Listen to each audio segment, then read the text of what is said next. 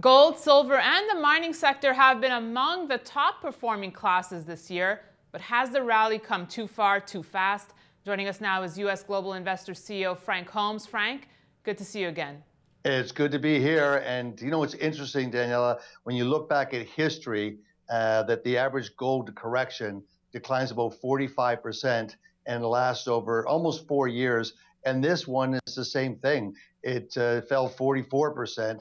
And we've had this first leg of the surge, and there are so many non-believers. So I think that if you've already had a great investment here, time to take a little bit of profits, because markets correct always, especially when you have these big moves.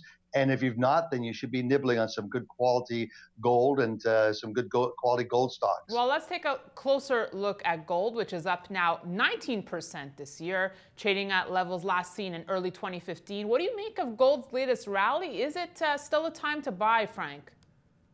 Well, a lot of it's interesting to me in talking to analysts that the generalists has not really committed to a big way into the gold. And those that have come into it have gone either GLD or they bought some barracks, etc. But the broad confidence in the market move is not there yet. Right. So I think that any type of modest correction, away we go. Well, as you mentioned, not everyone is a believer yet. Some analysts predict a gold correction for gold. So if we do see a correction, how bad do you think the metal could fall back from here? How good would it be to be able to buy things on sale?